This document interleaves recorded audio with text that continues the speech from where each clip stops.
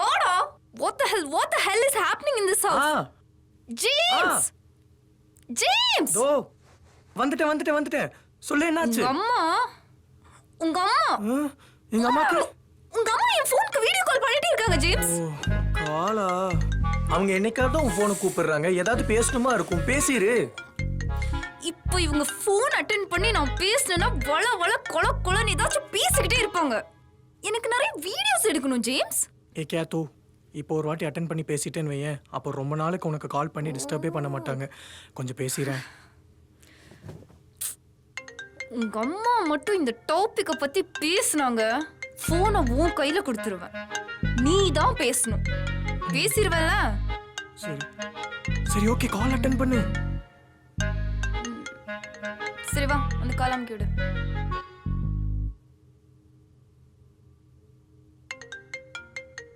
Hi Catherine, எப்படி இருக்க? Hi அத்தை, எப்படி இருக்கீங்க? நான் நல்லா இருக்கேன்டா. நான் இப்பதான் உங்களுக்கு ஃபோன் பண்ணலாம்னு நினைச்சேன் தெரியுமா? அதுக்குள்ள நீங்களே கூப்பிட்டீங்க. 100 ஆயிஸ் அத்தை உங்களுக்கு.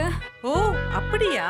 நான் உன்னை தொந்தரவு பண்ண வேணாம் தான் அப்பப்போ தம்பி கிட்ட கேட்டுக்கிறேன். நல்லா இருக்கீல? ஒன்றும் இல்லைங்க அத்தை, நீங்க எனக்கு எப்போ வேணாலும் கூப்பிடலாம். அப்பப்போ எனக்கு வேலை வரும், அப்போ மட்டும் என்னால் அட்டென்ட் பண்ண முடியாது.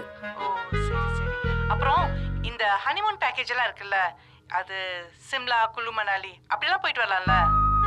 ஐயோ அத்தை, இங்கே ரொம்ப பனியா தான் இருக்கு. இப்போ போய் எப்படி அங்கெல்லாம் போக முடியும்? ஓ தம்பி கூட இப்பதான் 2 டன் ஏசி வாங்கினேன்னு சொன்னா. அவருக்கு மட்டும் தான் குளிரவே மாட்டேங்குது அத்தை. நான் ஹால்ல தான் படுத்துட்டு இருக்கேன் தெரியுமா?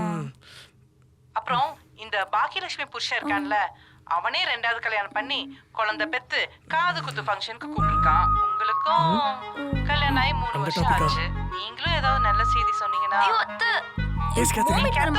என்னாச்சு? ஏய் எங்க போற? ஏய் கேத்து. ஹாய் அம்மா, எப்படி இருக்கீங்க? ஏய் கீழ உட்கார்ந்து நீ என்னடா பண்ற? அது மெடிடேஷன் பண்ணிட்டு இருக்கேம்மா. என்ன பொண்டாட்டி கால் கடியில உட்கார்ந்துட்டா? ஞானம் கிடைக்கிற இடத்துல தானே தியானம் பண்ண முடியும். அதை விடு, நீ சொல்லு. சரி, கல்யாணம் ஆனதுக்கு அப்புறம் சின்ன சிறுசுங்க இந்த ஊர்ல இருந்து என்ன பண்ணுவீங்கன்னு சென்னைக்கு அனுப்பி வச்சேன். போய் 3 வருஷம் ஆச்சு.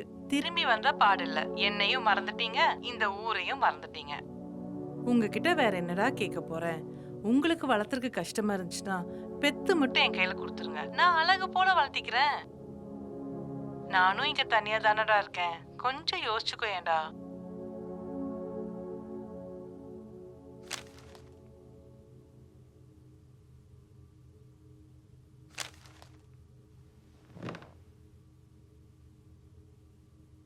என்னடா உங்க அம்மா என்ன சொல்றாங்க?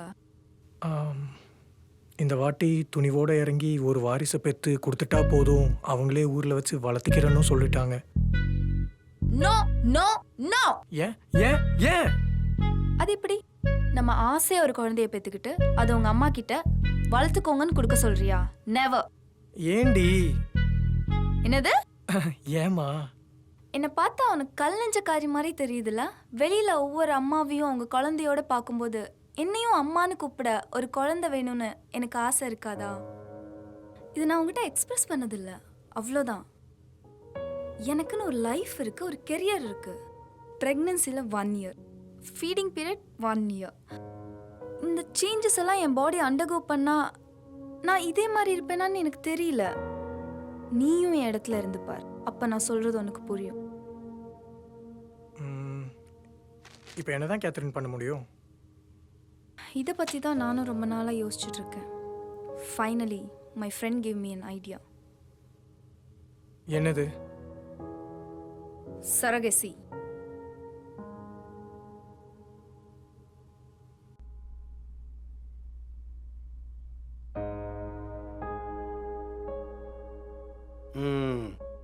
சரகேசி பண்ணணும்னு வந்திருக்கீங்க. சரகேசிங்கிறது எதுக்காக கண்டுபிடிக்கப்பட்டதுன்னு உங்களுக்கு தெரியுமா? இல்லை டாக்டர். உங்களுக்கு புரிகிற மாதிரி சொல்லணும்னா, ஒரு குழந்தைய வயிற்றுல சுமந்து நல்லபடியாக பிரசவம் பார்க்க முடியாமல் மெடிக்கல் இஷ்யூ இருக்கக்கூடிய பெண்களுக்காக கொண்டு வரப்பட்டது தான் இந்த சரகேசி. அப்படி எப்படி சார் அவங்களால குழந்தை பெற்றுக்க முடியும்? அந்த மாதிரி இருக்கக்கூடிய பெண்கள்கிட்ட இருந்து கருமுட்டையும் கணவர்கிட்ட இருந்து விந்தனமும் சேகரித்து ஆரோக்கியமாக இருக்கக்கூடிய வேற ஒருத்தரோட கர்ப்பப்பையில் இதை வச்சிருவோம். அந்த குழந்தை அவங்களோட வயிற்றில தான் வளரும். அப்போ அவங்க தானே சார் அந்த குழந்தைக்கு அம்மா? What nonsense are you talking James? நான்சென்ஸா? ஸோ உங்களுக்கு ஏதாவது அந்த மாதிரி மெடிக்கல் கண்டிஷன் இருக்கா? No doctor. இப்போ இதை நீங்க பண்ணணும்னு வந்திருக்கீங்க. இதுக்கு உண்டான ப்ரொசீஜர் என்னங்கிறத நான் உங்களுக்கு சொல்றேன். நீங்க இன்வால்வ் பண்ற அந்த தேர்ட் மெம்பர், அதாவது அந்த குழந்தைய சுமக்கக்கூடிய அந்த பெண் உங்க சொந்தத்துல ஒருத்தவங்களா இருக்கணும். இந்த ப்ரொசீஜர் ஸ்டார்ட் பண்றதுக்கு முன்னாடி உங்க சைட்ல உங்க அப்பா அம்மாவோ அவங்க சைட்ல அவங்க அப்பா அம்மாவோ யாரோ ஒருத்தர் லீகல் ஃபார்ம் சைன் பண்ணணும். If not then this is not for you. முடியாது ஜேம்ஸ். நெல்லு கேத்ரின், பேசிக்கலாம். முடியாது, நடக்காது, இது நடக்காது. ப்ளீஸ் எதுவா இருந்தாலும் பாத்துக்கலாம்னு சொல்றேன்ல கேத்ரின். என்ன சொல்ற நீ? நம்மளால குழந்தை பெத்துக்க முடியும்ங்கிறது பாசிபிளே இல்ல. நீ நம்ம இப்போ பிளான் பண்ணது எல்லாமே இப்போ ப்ளீஸ் பேசாம மட்டும் போகாத கேத்ரின். ப்ளீஸ் கேத்ரின் கேத்துமா, இன்னும் கொஞ்சம் தனியா இருக்க விடு James. Please just leave me alone. இந்த வந்துட்டல ஒரே நிமிஷம் தம்பி, சொல்றது கொஞ்சம் பொறுமையா கேட்டு சொல்லுங்க தம்பி. ஆண்மை குறைவை நிறைவு பண்ணிடலாம் தம்பி. எதா இருந்தாலும் கூச்சப்படாம சொல்லுங்க தம்பி, வெக்கப்படாதீங்க தம்பி. சொல்லுங்க சார், ஓப்பனா சொல்லுங்க. தம்பியை தூக்கி நிறுத்திடலாம் சார். யோ யாரையா நீ? கூடயே வந்து நை நைன்னு பேசிட்டு உங்க இருக்க. நல்லதுக்கு தான் சார் சொல்றேன். போயா sir sir sir sir sir Ketu குட்டி, நீ இப்படி இருந்தா நான் என்ன பண்ணுவேன்? சொல்லு கேத்துமா, ப்ளீஸ்மா, பேசாம மட்டும் இருக்காது ப்ளீஸ்.